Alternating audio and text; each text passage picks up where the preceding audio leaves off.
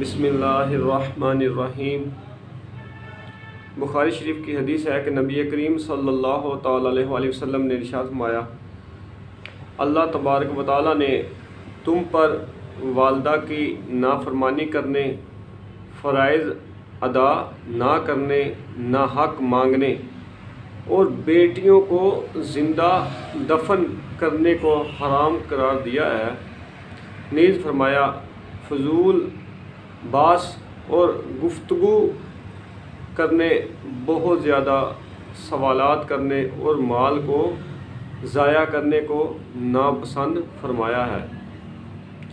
اللہ تبارک و تعالیٰ کی جو ذات ہے وہ اپنی مخلوق کی بھلائی چاہتی ہے، تو اس نے مخلوق کی بھلائی جو بیان کی ہے کہ کن کن کاموں میں، کس کس چیزوں میں مخلوق کی بھلائی ہے، وہ ہمیں رسول کریم صلی اللہ تعالیٰ علیہ وآلہ وسلم کی تعلیمات کے ذریعے ہمیں بتایا ہے کہ اللہ تبارک و تعالیٰ نے تم پر والدہ کی نافرمانی کرنے، فرائض ادا نہ کرنے، بلا حق مانگنے اور بیٹیوں کو زندہ دفن کرنے کو حرام قرار دیا ہے۔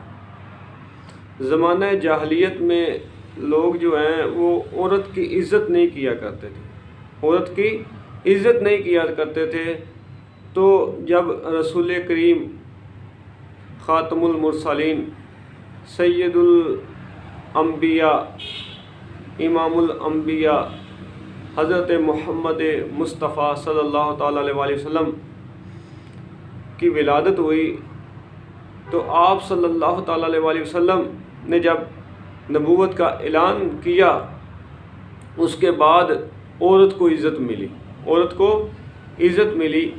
لیکن آج کے معاشرے میں عورت پتہ نہیں کون سی عزت ڈھونڈتی ہے۔ تو عزت جو ہے نا وہ نبی کریم صلی اللہ تعالیٰ علیہ وآلہ وسلم کی لائی ہوئی تعلیم میں ہی ہے، شریعت مطہرہ میں ہی ہے، دین محمدی میں ہے۔ نہیں تو پہلے لوگ جو ہیں وہ بیٹیوں کو بوجھ سمجھتے تھے۔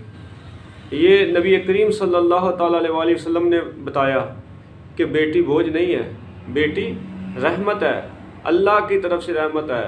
جب اللہ تعالیٰ کسی کو بیٹی عطا کرتا ہے تو اللہ تعالیٰ فرماتا ہے، یہ تجھے میں نے رحمت دی ہے اور میں تمہارے ساتھ ہوں۔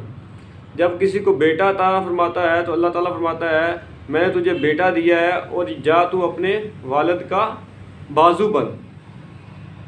تو کتنی بڑی نعمت سے اللہ تبارک و تعالیٰ نوازتا ہے کہ جب اس کو بیٹی دیتا ہے تو اللہ تعالیٰ خود اس والد کی مدد کرتا ہے، اس شخص کی مدد کرتا ہے جس کو بیٹی عطا کرتا ہے۔ تو لہٰذا جو بیٹیاں ہیں ان کو زمانہ جاہلیت میں زندہ درگور کر دیا جاتا تھا، عورت کی عزت نہیں تھی، عورت کی عزت نہیں تھی۔ لیکن یہ تو اللہ تبارک و تعالیٰ نے اپنے محبوب صلی اللہ تعالیٰ علیہ وآلہ وسلم کے صدقے عورت کو عزت دی، عورت کو پہچان دی۔ لیکن آج جو ہے لبرلزم کے جو لوگ ہیں، جو لوگ بے حیائی کو، عریانی کو فروغ دیتے ہیں، وہ سمجھتے ہیں کہ جو ہے کہ اسلام نے عورت کو عزت نہیں دی۔ تو یاد رکھیں، جتنے بھی مذاہب ہیں سب کو کھنگال لیں، سب کو پڑھ لیں، سمجھ لیں۔ جو عزت دین اسلام نے دی ہے نا، وہ عزت کسی نے نہیں دی۔ تو دین اسلام کی تعلیمات کے مطابق ہی اگر زندگی بسر کی جائے گی، ان کے مطابق ہی اپنے آپ کو ڈھالا جائے گا، تو دنیا اور آخرت میں ہماری عزت ہوگی۔ اللہ کے حبیب صلی اللہ علیہ وآلہ وسلم نے فرما دیا کہ بچیوں کو بوجھ نہ سمجھو، بیٹیوں کو بوجھ نہ سمجھو اور ان کو زندہ درگور نہ کرو، کیونکہ یہ زمانہ جاہلیت میں تھا۔ میرے نبی پاک صلی اللہ تعالیٰ علیہ وآلہ وسلم نے زمانہ جاہلیت کی ہر ایک رسم کو اپنے پاؤں کے نیچے رون دیا۔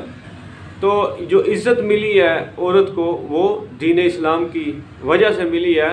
تو ہمیں اللہ کا شکر ادا کرنا چاہیے کہ اللہ تبارک و تعالیٰ نے ہمیں عزت دی، وہ مقام دیا جو پہلے مقام عورت کا نہیں تھا، جو پہلے بیٹی کا مقام نہیں تھا، بیٹی کو جو ہے وہ رحمت قرار دیا اور عورت کو والدہ کی شکل میں اس کے قدموں کے نیچے جنت قرار دیا، تو یہ بہت بڑی اللہ تبارک و تعالیٰ کی طرف سے نعمت دی گئی، عورت کو شرف دیا گیا، اس کی عزت اور تکریم کی تعلیم دی گئی ہے۔